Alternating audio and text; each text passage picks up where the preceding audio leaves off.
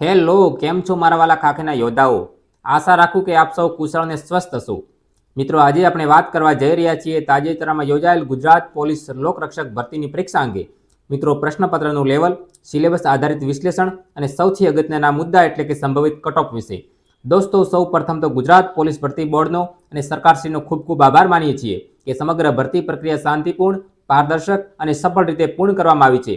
અત્યાર સુધી કોઈ પણ મોટી ગેરરીતિ કે વિવાદનો બનાવ સામે આવ્યો નથી, જે બદલ ઉમેદવારો માટે એક સકારાત્મક બાબત છે. હવે વાત કરીએ પ્રશ્નપત્રના લેવલની. મિત્રો, ભરતી બોર્ડ દ્વારા આ વખતે કોઈ નવા પ્રકારના મોટા અખતરા કરવામાં આવ્યા નથી. જો પ્રશ્નપત્રના લેવલની વાત કરીએ તો તે ન તો વધારે સહેલું હતું કે ન તો વધારે કઠિન હતું. એકંદરે મધ્યમ કક્ષાનું પ્રશ્નપત્ર કહી શકાય, જે પોલીસ કોન્સ્ટેબલની પોસ્ટને અનુરૂપ હતું. હવે ટૂંક સમયમાં પ્રોવિઝનલ આન્સર કી પણ જાહેર થશે. ઘણા બધા મિત્રોએ વિવિધ એકેડેમીઓ દ્વારા બહાર પાડવામાં આવેલા આન્સર કી મુજબ પોતપોતાના ગુણોની ગણતરી પણ કરી લીધી હશે.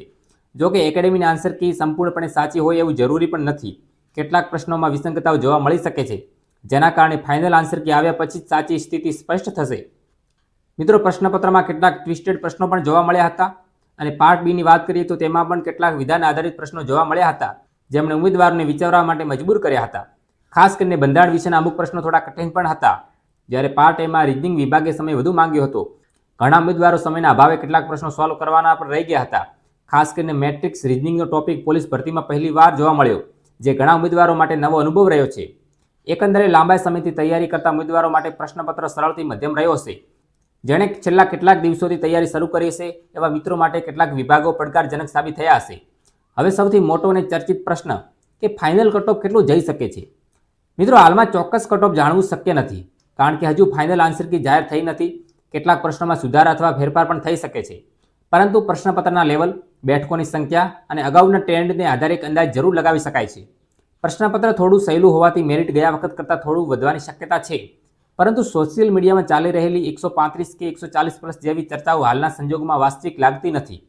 તેમના મુખ્ય કારણોની વાત કરીએ તો કે પ્રશ્નપત્રમાં કેટલાક ટ્રિકી પ્રશ્નો પણ હતા અને ઘણા ઉમેદવારોને સમય પણ ખૂટ્યો હતો. જ્યારે રીઝનિંગ વિભાગ થોડો સમય માંગી લે એવો પણ હતો. અને સૌથી અગત્યની વાત કે આ વખતે ગયા વખત કરતાં પણ અંદાજે 700થી પ્લસ વધુ જગ્યાઓ પણ ઉપલબ્ધ છે. બીજી વાત કે જે મિત્રો ઓલરેડી હથિયારી કે એસઆરપીમાં જોબ કરે છે અને ફરીથી બિન હથિયારીના બદલે એસઆરપી કે હથિયારી કે જેલ સિપાઈ જેવી પોસ્ટ મળતી હશે તો તેઓ સ્વીકારશે નહીં. અને અમુક બીજા મિત્રો પણ હશે જેઓ એલઆરડીની સાથે બીજી પીએસઆઈ, જીપીએસસી કે ટેટાટ જેવી વિવિધ ભરતીઓમાં પણ પાસ હશે, તેઓ ચોક્કસ એલઆરડીમાં ઓપ્ટઆઉટ કરશે. માટે દોસ્તો, કટઓફ ખૂબ ઊંચો જશે એવી શક્યતા ખૂબ ઓછી છે. મિત્રો, મારા મત મુજબ સૌથી લોએસ્ટ મેરિટ એટલે કે એસઆરપી અને જેલ સિપાહીના સહિતની પોસ્ટ માટે સંભવિત કટઓફની વાત કરીએ તો આ પ્રમાણે રહી શકે છે. જનરલ કેટેગરીના પુરુષોનું 125 ગુણની આજુબાજુ રહી શકે છે, જ્યારે જનરલ કેટેગરીની મહિલાઓનું 105 ગુણની આજુબાજુ રહી શકે છે. અને અન્ય અનામત કેટેગરીના ઉમેદવારને પોતપોતાની કેટેગરી મુજબ અંદાજે 5 થી 7 ગુણ ઓછા ગણી લેવા. મિત્રો, આ માત્ર એક અનુમાનિત કટઓફ છે. ફાઇનલ આન્સર કે આવ્યા પછી તેમાં 2 થી 3 ગુણનો વધારો કે ઘટાડો પણ થઈ શકે છે. અને જેમના ગુણ આ રેન્જ કરતાં ખૂબ ઓછા છે તેઓ બિલકુલ નિરાશ થવાની જરૂર નથી. ટૂંક સમયમાં સીસી સહિતની અન્ય મોટી ભરતીઓ પણ આવી રહી છે, જેની તૈયારી શરૂ કરી દો. મિત્રો, ફાઇનલ આન્સર કી આવ્યા બાદ અમે ફરીથી સંપૂર્ણ વિશ્લેષણ કરી સાથે દરેક કેટેગરી માટે વધુ સચોટ કટઓફ અને મેરિટ અંગે ચર્ચા કરીશું. માટે દોસ્તો, તમે આપણી ચેનલ સાથે જોડાયેલા રહેજો. દોસ્તો, આશા રાખું કે વિડીયો પસંદ આવ્યો હશે તો લાઇક અને હાઇપ કરવાનું ભૂલતા નહીં. અને દોસ્તો, ચેનલ પર નવા મહેમાન હો તો ચેનલને સબસ્ક્રાઇબ જરૂર કરજો. દોસ્તો, સાથે સાથે તમારા ગુણ કેટલા થાય છે તો પણ કોમેન્ટ બોક્સમાં જરૂર જણાવજો, જેથી આપણે વધુ સચોટ મેરિટ એનાલિસિસ કરી શકીએ. તો દોસ્તો, મળીએ નવા વિડીયોમાં. ત્યાં સુધી ખુશ રહો, મસ્ત રહો, સ્વસ્થ રહો. ધન્યવાદ. જય હિન્દ.